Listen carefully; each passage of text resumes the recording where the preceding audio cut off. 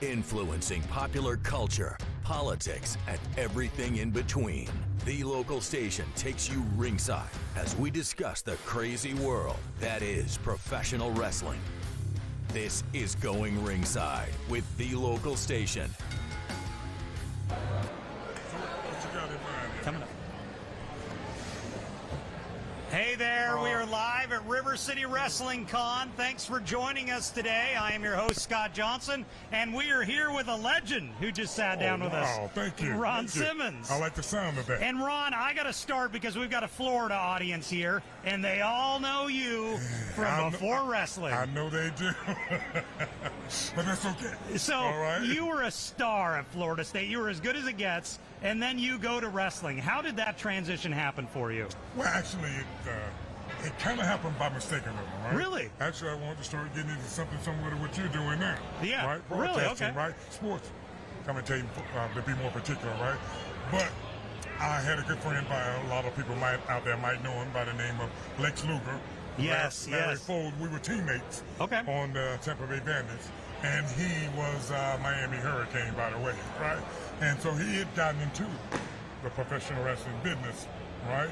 And so at that particular time, there wasn't as many blacks, in particular black men, in the business, right? So he had came over to me and said, asked me what I considered doing, and of course it was an absolute no, because I'd gone through football and still healing up.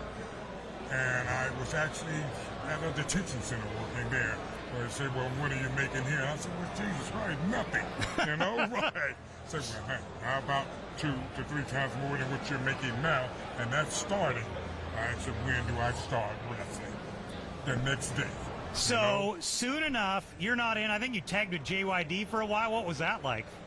It was very mentoring from his standpoint. Really? Yeah. And I'm glad you brought that up. I had the good fortune of, when I started in Florida, of coming under people like JYD, you mentioned, right? Butch Reed, Dusty Rhodes, all of those, as tag partners, entering in and out. So it was a very learning process for me, coming up. And I'm very fortunate in that regard. So you, and pretty quickly, you were the first African-American heavyweight champion ever. Black heavyweight champion. Yes, right. Yes, I was. And it's a badge of honor that I wear very proud of. Yeah. Right. And, well, at that particular time, I'm an aspiring wrestler, only wanting to become what all of us in this business want to do, and that's become champion, At that time, unaware of trying to make history or anything like that. But as time has gone on, even to this day, people are, it's something that I'm reminded of, man, that has meant a lot. Not to just black people and black men in more particular, but to all races. So you come, and a few years later, you're starting the Nation of Domination. Right. That your idea? Whose idea was that? Well, it kind of was a conglomerate or mixture of quite a bit. Myself, Vince, and the writers. Yeah. So we're trying to find something that fits more in the timeline with the era. Intentions were, not all is good. Yeah. Racial tensions, right? And politically, and something that would fit my personality more. You know what I mean? So was that hard to do? Were you under pressure at all when that's going on? No, and I was absolutely. I loved doing that character because doing that character, it gave me the freedom to express myself in ways to where it was fluently come across. And if you get a character like that, you grab hold to it, Yeah. Right, because you don't have to work at it as hard. Where'd you come up with the name Farouk Assad? Well, if I'm not mistaken, that was like an ancient tyrant king. Uh-huh. So we wanted to do something along those lines where it was an oppressor, of people, right? But we kind of had to do it the right way. Because if you recall, in the nation, it wasn't comprised of just black people. We had all races of people in the nation, so that kept people off balance, So right. Yesterday, Young Rock sitcom is canceled. You had a big prominent role in that TV show. Did you know about that, or how did that? Well, yeah, you know what I mean? I had a prominent role in his career. Yeah. That's the least he could do for me. I'm sure. Yeah, so look, you know what I'm saying? He was coming along, trying, aspiring wrestler. He's third generation or maybe fourth. His family has a long lineage in this business, So he was coming up, man, and they were trying to find his niche and find his way, you know. So, hey, what better way than to put him with somebody who's been down the road a little bit, you know, and put some tutelage on him, man, and he found his own thing, and there he went. Did you know he was going to be as big as he was? I mean, knew he it was started with you. Yeah, but I knew he was headed for something. I didn't know he was going to shoot that far. You know what I'm saying? Yeah. So I got to, you know, my hat's off to him. Not only him, but all of those guys. Yeah. That were in the nation, you know. They all went on to Godfather, flourish. D'Lo. D'Lo, Mark Henry. Yeah. You know what I mean? All of them went on to do their thing, and, you know. So I'm real proud of them. You know? So eventually you and Bradshaw start teaming. It's kind of, I mean, you start with The Undertaker, and then, but after you split away from The Undertaker, this thing took off. Yeah, well, and once again, here's like a real life thing, you know what I'm saying? And behind the scenes come true. He was a football player, myself being a football player, right? We both love to do the same kind of antics out of the ring. But we won't go into all of them, Okay. right? Yeah, we'll leave a few of them out, right? You know, the drinking, right? The fighting in bars. The that cigars. Kind of, yeah, all that. Yeah. You know what I'm saying? Card playing, you know, right? The cheating of the cards, too, by the way. Yes. Right? Yeah. So, and they saw that, and they said, well, look, if you all are going to keep tearing up these bars, let's bring this thing to life. So along the way, what's on your shirt right there? Yeah, give it to me. I mean, we all want to hear. Yeah, everybody want to know. Yeah. How did this thing come about, right? Actually, this came about was that, hey, in the ring, right, if I would pull a muscle or break something or hurt a finger or something, I'd go, damn, you know? Yeah. And the people, as I would go back to each town, the people in their rows from 1 to 15 maybe could hear me, you know? And then they would just go like, hey, Ron, damn. So, you know, I look around and I said, what are they saying, man? He says, I think you say that when something screws up. I said, fine. So, and the writers caught on to it. They said, you know what, let's try this experiment. We were in Chicago, so John Cena and Booker T had an exchange of words, and they said, well, look, all we want you to do, Ron, is walk out at the end of their exchange and just simply say, damn. There it goes. So, yeah. I was just talking to Ted DiBiase, who wrestled for years, and said, then my laugh was the biggest thing about me. I'd wrestled for 15 years, no one notices. Absolutely. Kind of the same thing? And yes. And when, I'm sure Ted will tell you the same thing, myself, and after this thing with them, you know, was born, right? The first thing as a performer, you know, come to your mind is like, you're telling me all I had to do was walk out and say one word, and I didn't have to get beat up all these years, and I would still be just as popular without jumping off the top rope. That's got to be hard. Yeah. All that work. Yeah. So, what have you been doing now? What's life for you right now? As less as possible, but I'm really enjoying doing these. Yeah. You know, because if you know anything of this business, and I'm sure you do, having talked to a lot of guys, when I came along in it, right, not only did we work almost every day, 6 days of the week, we worked twice a day. Yeah. 2 shows, double shots, you know what I'm saying? Yeah. So you never had the opportunity to talk and mingle with the people like I'm doing here, you know? And I just recall people like Junkyard, you mentioned, right? And Dusty, right? And those guys, I always saw them interact with the fans, and they were so good with it. And I always swore to myself, if I was in this business fortunate enough to stay as long, I would do the same thing. Is that a reason why you think Dwayne and John Cena have done so well in Hollywood? Because unlike actors who are kind of snotty and don't interact with fans, wrestlers know how to. Yeah, because they understand. Yeah. You know, you're no more than what the people out there and your fans allow you, you know? Right, and when you forget that, man, hey, guess what? It's a swift fall. Yeah. Okay? And I've always, you know, thought along the way, man, I've always tried to remember that. You know, when I was taught that in this business from Dusty, you know, Junkyard, and of course, my trainer, Hero Matsu, never forget, you know?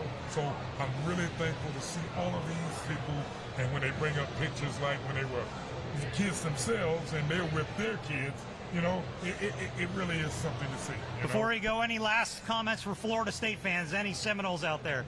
Listen, we are back. That's it. We're back, okay? And look, I want everybody to get this, understand this, right?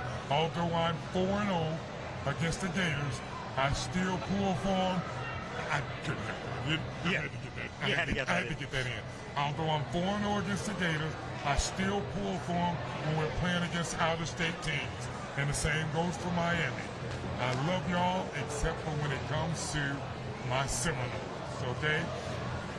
My Seminoles, baby, I just only one thing to say. Dang. Ron Simmons, thanks so much. I know you got to catch a plane. Thanks for joining us, buddy. I appreciate it. That was great. Thank you. Okay, good luck. Thanks, Ron. Thank you, man. So that was you can just put the mic down right there for us. Thanks again, Ron. All right, thank you. Take man. it easy. Good deal. Nice to see you, brother. So, Ron Simmons, guys, these are the types of wrestlers we're seeing here live at River City Wrestling Con. Just a great event for us. So exciting to have you here and join us today. We're excited to get Ron live with us today.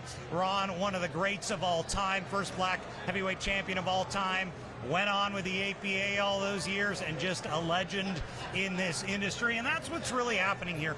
Just so you know, you can come out tomorrow. There have been a ton of legends. I just had a long conversation with Devon Dudley of the Dudley Boys. I'm sitting across the aisle right now from Butterbean, the great boxer and fighter who got involved in a WrestleMania once.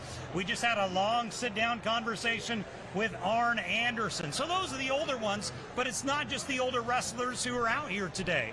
One of the people I want to talk about is not Anna Jay, Toni Storm. She is the current heavyweight champion for the female division in All Elite Wrestling, Jacksonville-based AEW.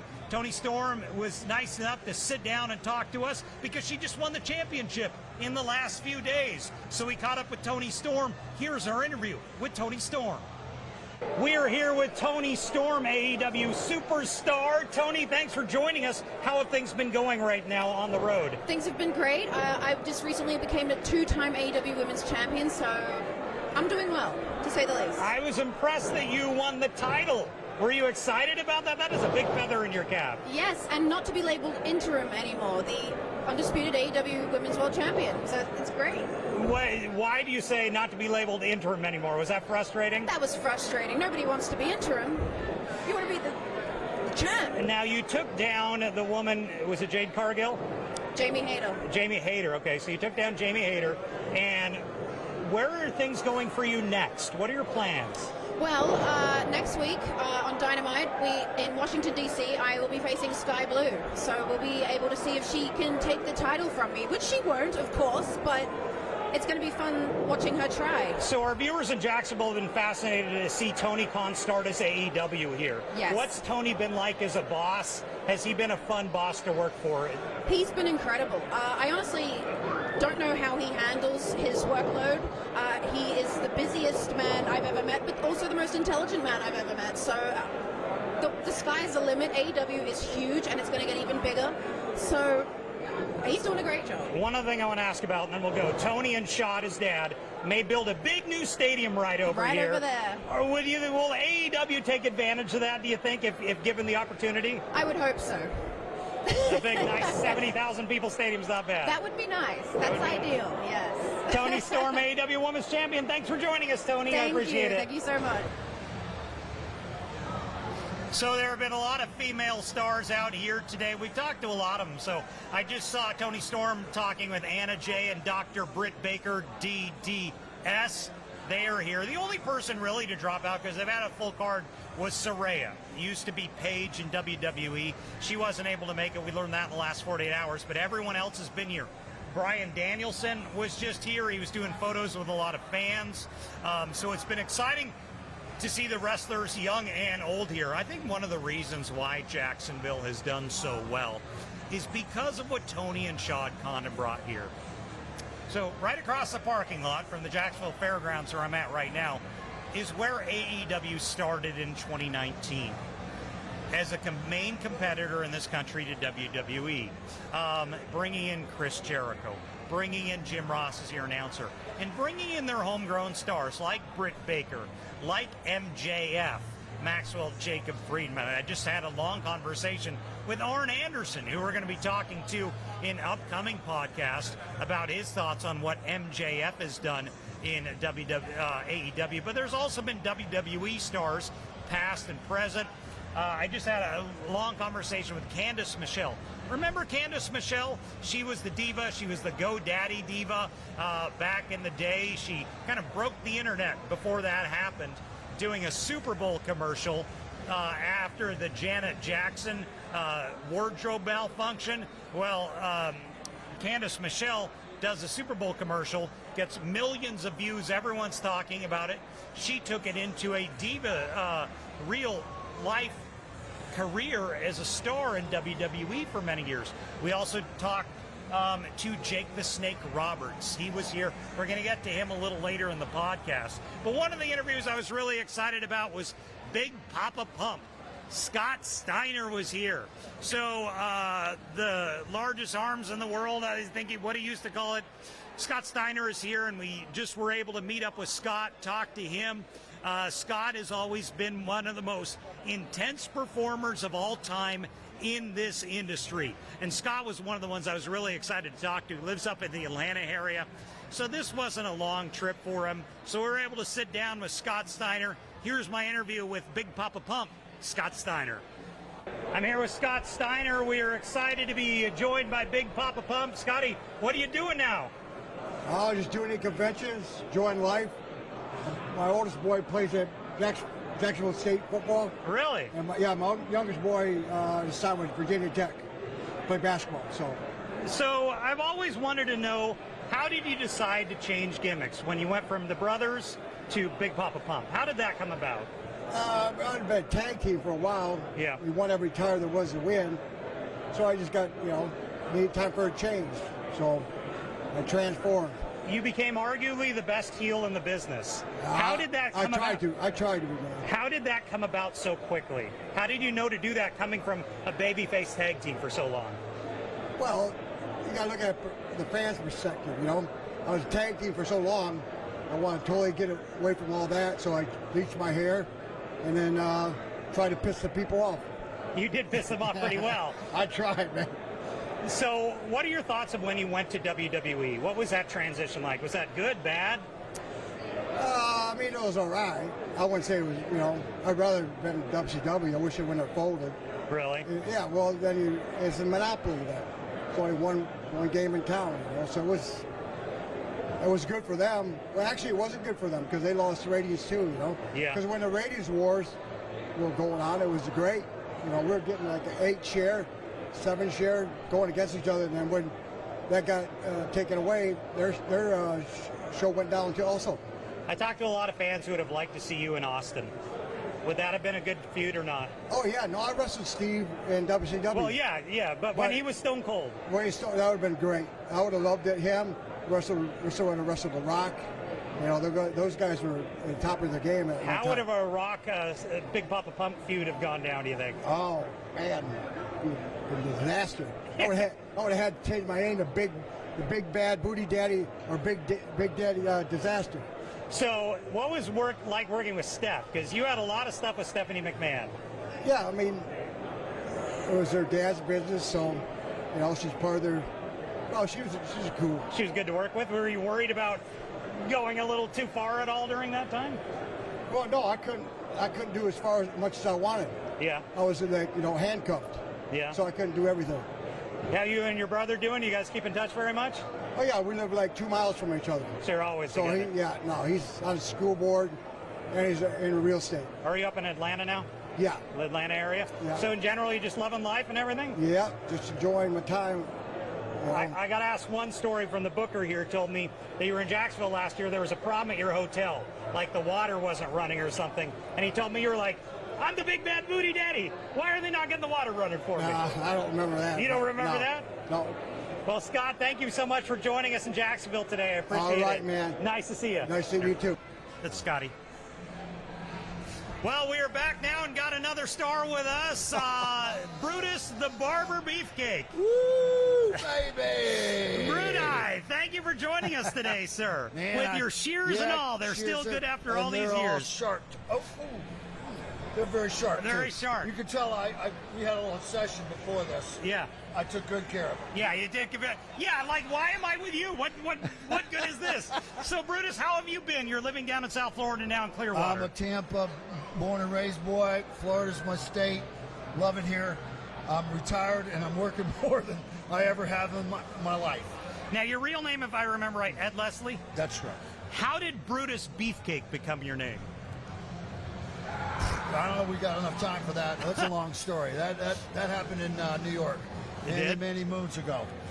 But what did you think of that? That's an odd name. Well, it was very odd, and I was at first I was horrified. I thought, oh my God, I can't even say it without snickering or something like. And I thought I'd be the laughing stock. I didn't realize that was the name that nobody could forget. Everybody remembered. You know? Yeah. So now. So along the way, you guys have different gimmicks, but a barber, that worked for you. That was supposed to be a one and done deal. They were setting me up to fail. Really? Yeah. There's no barbers. Never has been. How are you going to do a barber in the wrestling business? Yeah. Never been done. Impossible. I did the impossible. I was set up to fail. They figured, Dad, I'm going to go away. No, I didn't go away. I came on like gangbusters and became one of the most popular WWE wrestlers in history. So the shears you would bring to the ring, they always, as when I would watch as a kid, I'm like, that's got to be dangerous. Like, he could really hurt a guy with those. That's possible, yep. But I like to say that my record is perfect. No one ever injured in any way, shape, or form. A lot of haircuts. Yeah. But nobody injured. No blood shed. So you had the barber shop was your big interview segment. How did that come about? That was like prime spot for you. Well, that's a long story too. Let's just say I had an accident. I was out of the business for a while, and they decided to utilize my exceptional speaking talents and made the barbershop. And I have to say, Roddy Piper and I were lifelong friends. And his Piper's Pit was big inspiration for me wanting to do the barbershop. And he was actually on the barbershop with me. And, it was with Andre and the people we did. It was incredibly good. And so it gives another example of what you can do. You put your mind to it. So I want to ask, you were a part of one of the most iconic wrestling moments of all time on your show when Shawn Michaels broke away from the Rockers and Marty Jannetty and kicked him through your window. Well, yeah, threw him through the window. Yeah. Did you know that was going to take off like it did? No. You know what? And here's the thing. Marty's my friend. Yeah. Not so much Shawn. Yeah. And it was a shame to see what happened. Marty got kicked to the curb, left in the dust. Yeah. Whatever you want to call it. They didn't tell him anything. They didn't help him. They just cut him loose. Shawn was groomed for, whatever. He got everything. He did get everything, yeah. He got everything. And while Marty got nothing. And I hated to see that. I hated to see it. There's a special coming up on Vice called Dark Side of the Ring. Yeah. Me and my wife, Missy, did an extensive part of that episode. Okay. That's going to air. And I think they liked it so much, they're thinking about doing one. You're going to do a Vice, possibly. We'll see. Well, but now I'm a commissioner. Yeah, tell me about what you're doing. What are you doing now? Sorry. Boca Raton Championship Wrestling. I mean, everybody these days, they watch the product, they're going, it's terrible. I mean, the new guys, they're doing better. AEW and stuff, but some of the other stuff's just no good. So, Neil Glazer and Matt Massler decided to just start their own company. Okay. And try to bring back the old school approach to it. We have We got Jack Tallis, is 7 foot tall. We got our giant. Oh, my goodness. We got Cha-Cha Charlie. We got Bull. We got so many guys, real charismatic guys like the old days. And we give them, the people a great show, a product that's like from the 80s and 90s. Yeah. What people want to see, a family show. You know, not boobs being popped out, and you know, not blood, not guts, and all kind of stuff. Just wrestling, a good guy and a bad guy, and tell a story like we used to. So I want to ask about, I didn't know this, when Hulk Hogan started his acting career, you were a stunt double. I didn't know that. Yep. Tell me about that. I had a lot of fun. One of the first things that I did was Thunder in Paradise. The old TNT show, yeah. And one of the first episode that actually convinced the Disney people that this was going to be good was Hulk Hogan supposedly blazing down the Kissimmee, in Kissimmee there, a river, that just windy river, comes up, flying up next to a airboat with Sting on it. Sting the wrestler? Yeah. And at 35 miles an hour, without a rehearsal, without a try, a drive, or anything, we're up next to the airboat, steps off at 35 miles an hour, steps off the wave runner onto the front of the airboat, and starts a big fight scene with Sting on the airboat while we're going down this river. And then boom, we both finally fall off into the water, and then the real guys pop up. And the Disney guys are watching, and they're like going, "Wow, man, that's incredible. We didn't know Hulk Hogan could do anything like that. Wow." And then they said, "That's not Hulk Hogan. That's his stunt double." And they were just completely blown away. They said, "His stunt double looks so good, we can't tell. And we're movie people, we're TV people. That is somebody you want to keep around." Yes. So was it hard to go from wrestling to stunt double? No, it was fun. It was? Yeah, it's everything I do. Riding motorcycles, driving boats, in planes and cars, doing underwater stuff. If there's a diver, rappelling down, working with explosives and weapons and everything like that. Now you go to WCW and you've got gimmicks like Zodiac and the Booty Man. What was the deal with that? Zodiac was in a movie, in one of the movies, Mr. Nanny. Really? He was? I did not know that. Yep. Go rent it. You'll see. I will go rent it now. You'll see the birth of it. And they put me into after they saw the character, they said, "We got to have him in the Dungeon of Doom." And then next thing you know, I'm riding into Detroit, Joe Louis Arena in Detroit, on top of Bigfoot, the 20-foot tall big Ford monster truck, with the giant Big Show. Yep. Me and him. Me as the Zodiac, boom, riding in on the pay-per-view. Boom, riding in there. God, and then the NWO happens. Was that good or bad for you? Well, this is hard. The NWO thing was going incredibly well. The Zodiac ran its course.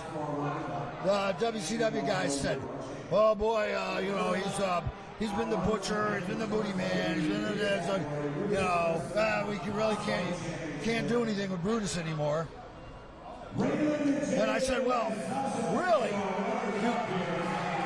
Because I really know how to. I am a really good wrestler. Yeah, I know how to wrestle. Yeah, and they needed wrestlers." I said, "Okay, so let me get this straight. You say I can't be a product that this show can use.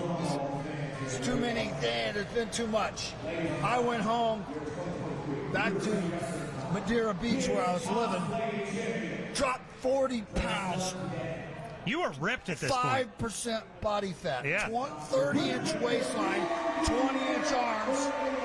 Came back, walked in Ted Turner's CNN Towers for all the big wigs with Hogan, and he walks me in there and says, "I want to introduce somebody to you guys. He's my new disciple. And man, these people were oohing and ahhing. They're like, oh my God, look at this.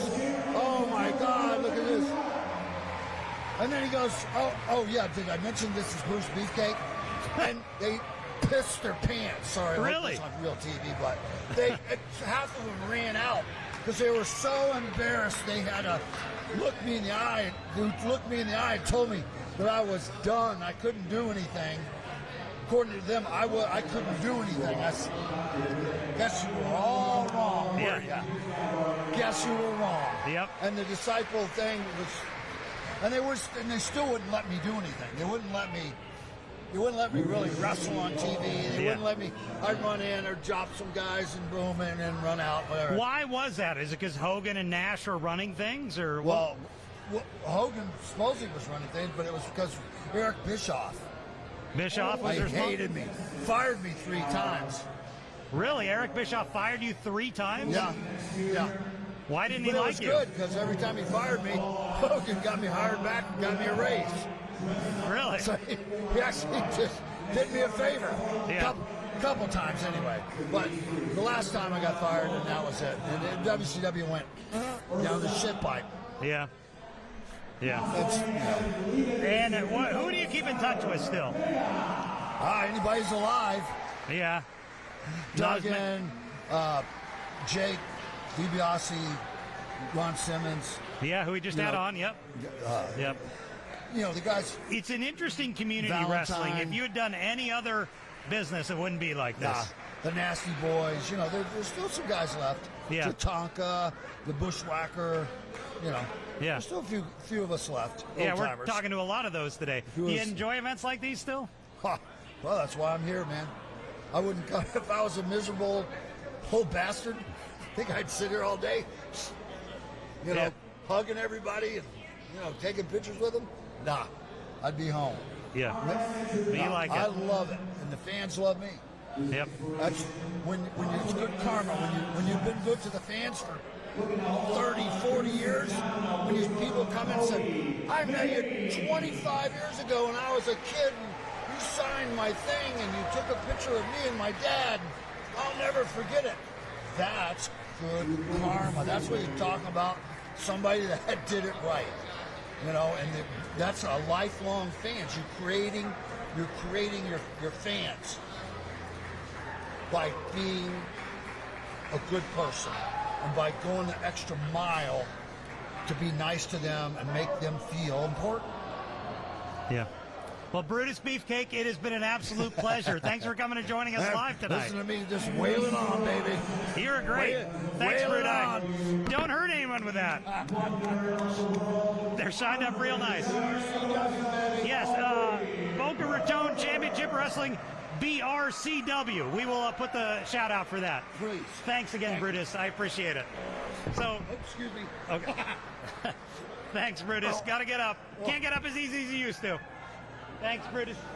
Thanks, Brutus, very much. So, Brutus Beefcake, that was a lot of fun.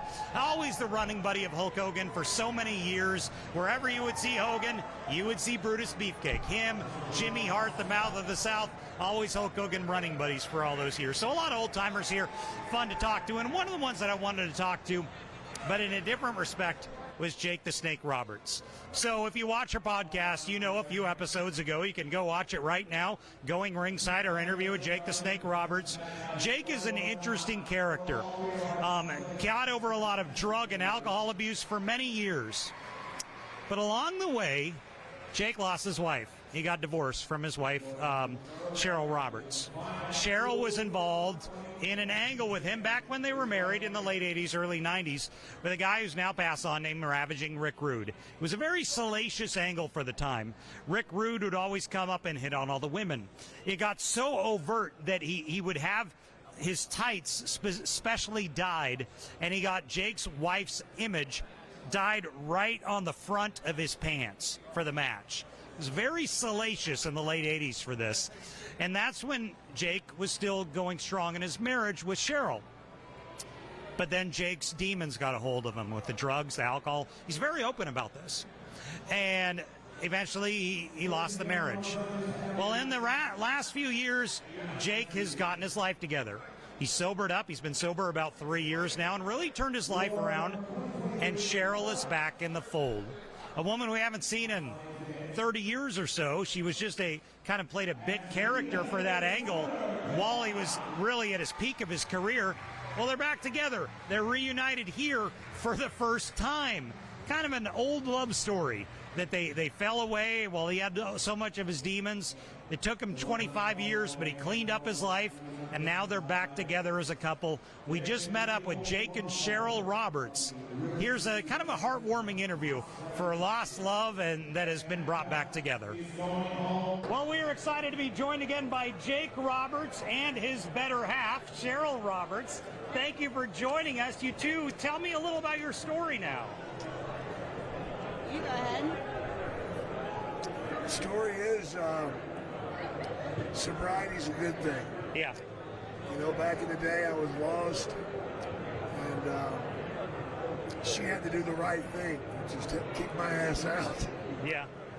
She had kids to take care of, and she didn't want them in the middle of that. So she had the strength to do that. Now, 24 years later, I finally get my stuff right. We're back together. And that is the story. And Cheryl, what was it like for you? We talked to Jake in a recent episode about his struggles. What has it been like for you through all this? So it was difficult to make that decision to divorce at the time. It was hard to watch him go through what he was going through with the addictions, and but now that he's getting sober, or he is sober, been sober, so we're seeing where we're at now. How did you guys reconnect? Have you always been in touch, or? No. No. Basically. A while you were not. For a while we weren't, and it's probably the best thing. But when I finally got right, my heart was just beating, man, for her. Yeah. You know, because I needed somebody in my life that I loved, and she's always been the one I loved. And I got to ask, why Cheryl is the one who we all know from the Rick Rude event in the 1980s. How does that come about when ravaging Rick Rude is involved in your life?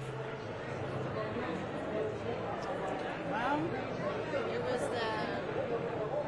just the slap. What's that? The slap to Rick Rude. You slapped him? Yeah, it's the slap. He got in the wrong spot. I'm glad it was him and not me. Yeah. And I think he made the tights with your image on it. He did. Yeah, and I ripped him off. You ripped him off? Yes, I did. What was that like for you guys to be involved in something like that off a wrestling angle? It was all right. You know, we enjoyed it because we had more time together. Yeah. You know, I mean, that's the hardest part about being on the road is you're alone. And having her on the road and her support helped me. And what is it like for you to be back in this? What has it been like to be in this wrestling world? I've always wondered what it's like for a wrestling wife. So I have been out of it for a long time. Yeah. So getting back into it, it's fun. I enjoy it. Yeah. It's nice to meet fans. Nice to see Jake doing really well. And so, yeah. Well, thank you folks very much. I'm No so glad problem. we could talk to you. Boy, looking at that, I forget how tall Jake the Snake Roberts is. Where there's some loud noise behind me because they have actual wrestling going on here too, by the way. But I want to go through some of the names you're going to see here this weekend if you still plan on coming down tomorrow. The big names that'll show up tomorrow who are not here today: Kurt Angle, your Olympic gold medalist, and Rob Van Dam. Let's go through some of the other names on tap this weekend. Double A Arn Anderson, we just talked to. Dr. Britt Baker, DDS. Hacksaw Jim Duggan, just had him on the podcast about a week ago. Kurt Angle, Funaki, if you remember Funaki. Tugboat, I don't know if you remember Tugboat. Money Inc., IRS and $1 Million Man, Ted DiBiase. Abdullah the Butcher, Nia Jax will be here. Butterbean. They got some real fighters here. Butterbean is here. Ken Shamrock, Dan Severn, all here. Anna Jay. is here. Let's see, Barry Windham will be here. Let me see, who else do we have? Melina. We just talked to Melina, very nice woman. The Boogeyman, remember the guy who eats worms? He's here too, and more. They've really got a stacked card, and I think a lot of that personally has to do with all the stuff that AEW has brought to this city, because Jacksonville has historically had a very good wrestling scene. But when Tony and Shad Khan invested the money they did into pro wrestling based in Jacksonville, all this community wanted to come here.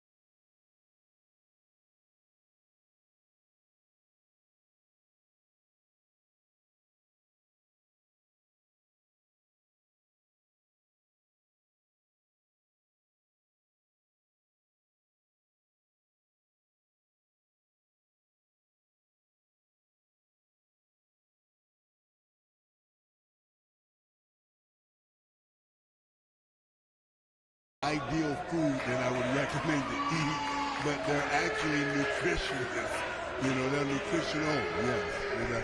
How much goes into this each day? Well, it takes me approximately 3 hours to get myself metamorphosized into this entity. It is an entity. That it is. So when they found out you could eat worms, was that an immediate seller to WWE? Well, the thing about the worms, the thing about my pouch, my bag, the idea was to have an edible insect for each opponent. So the only thing that we can control would be the worms. If we walk into an arena such as this with maggots, roaches, or, you know, Madagascar roaches, the spiders and so forth, we'd have to pay an infestation charge. So the only thing that we can control was the worms. Nothing would crawl away and infest the area. So the worms stuck with me because we can control it. So how did this all even start? Did you just think of this one day, or? I was in a very, very dark place. You were in the dark. Yes, I was. I like you, guys. Appreciate it. I really do, man. How long have you been an interview coach working with Channel 4? I've been at Channel 4 for more than 20 years, but I've been a news anchor for 25 years. They say, how about you start doing wrestling stuff? Have you ever had a guest as wild and crazy as me? I've had tons, but no one like you. No one anywhere close to you. No, but I take that as a compliment, so to speak, but I thank you so much for allowing me to be in the room. Man, it has been really nice to meet you. Thank you. Have you scared any children today? Yes, I want to scare all the kids into doing the right thing. Keep your room clean, honor your mother and father, do your homework, eat your spinach, and do your push-ups and say your prayers. I think they will listen to that and probably have a few nightmares. Thanks again, Boogeyman. It has been a pleasure. Thank you. Thank you, sir. So, just out of nowhere, when the Boogeyman walks by, you do not put down the microphone. You put it in his face.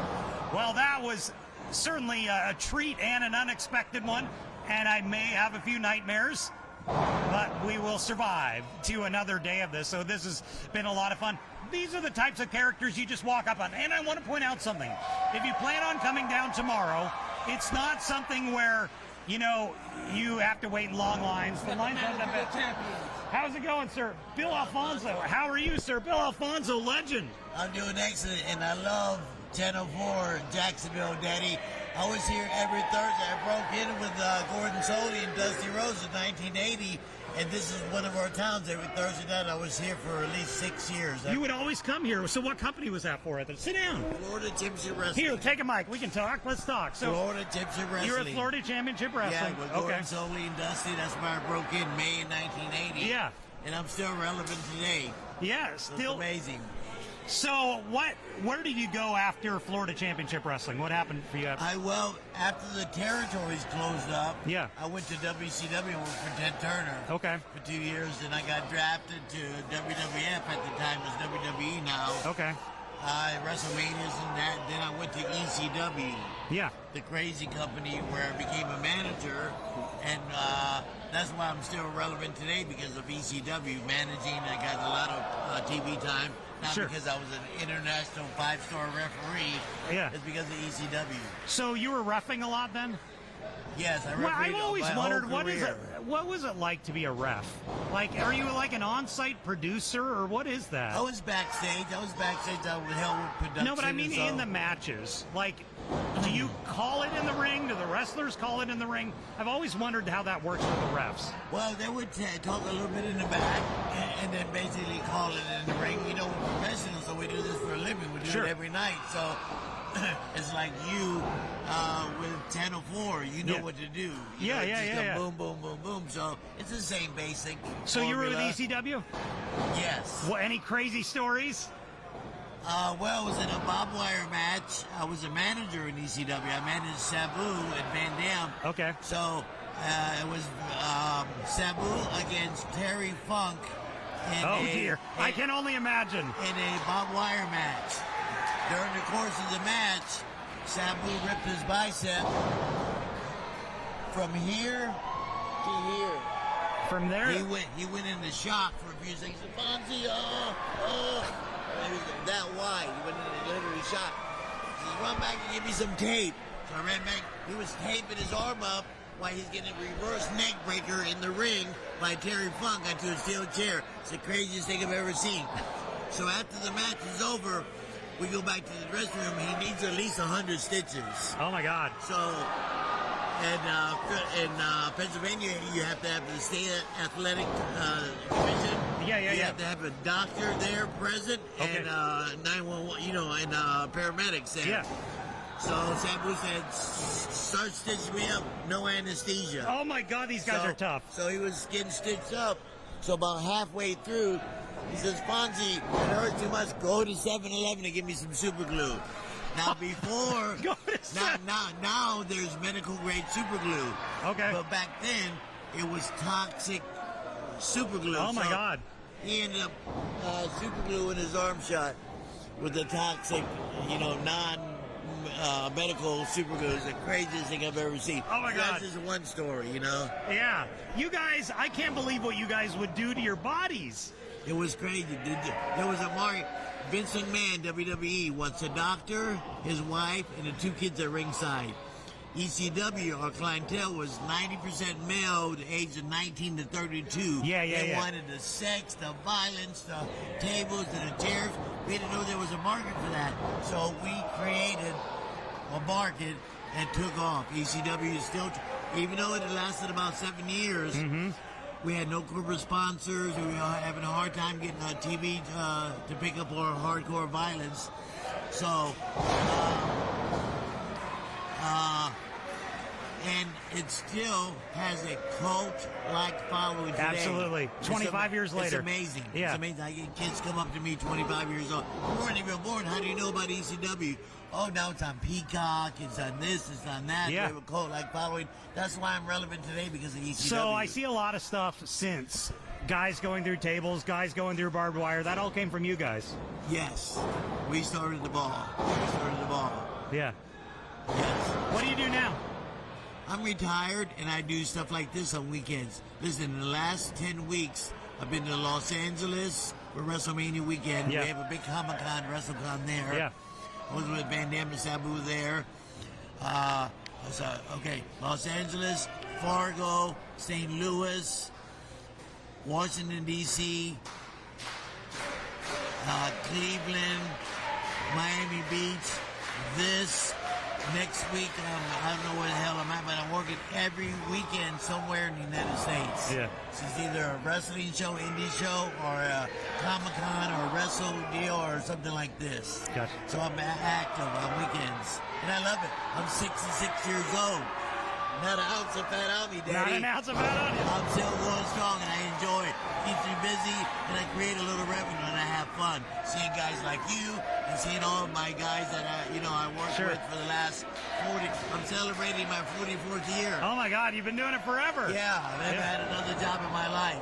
My whole life's documented on television or in magazines or whatever. But it's been pretty cool. Well, Bill Alfonso, thank you so much for joining us. Hey, I really appreciate it. Thanks for being here, and I love 10 to 4, Daddy. That's where it's at. Thank you. You love the 4. Thanks, Bill. I appreciate it. I got a kiss to the head and everything. So a lot of fun out here today. Just you run into people all over, and it was what I was saying is there's no real bad lines. You just walk up on these people. A lot of fun. They're charging for autographs and photos, which is how they make their money. But it is just an event like no other. You don't run into celebrities you grew up watching on TV who just want to chat with you, talk about stuff that you remember as a kid or stuff that you're watching right now. There's a lot of modern wrestlers here now. So it is just a fun time down here at River City Wrestling Con. We're so glad you could tune in to us tonight. I'll be back here with the 10 o'clock news. We got a lot of interviews for Going Ringside all summer long. Some of the folks, the great stories we've heard here today down at River City Wrestling Con. Thanks for joining us. If you're coming out tomorrow to the Jacksonville Fairgrounds, stop by and say hi. We'd love to see you. And once again, tell everyone you know who's a wrestling fan about Going Ringside, wherever you get your podcasts, or on News for Jax, or on the News for Jax YouTube channel. Thanks for joining us today. It's been a lot of fun. This has been Going Ringside with the local station, brought to you every Wednesday on your favorite podcast player, on News 4 Jax Plus, as well as the News 4 Jax YouTube channel.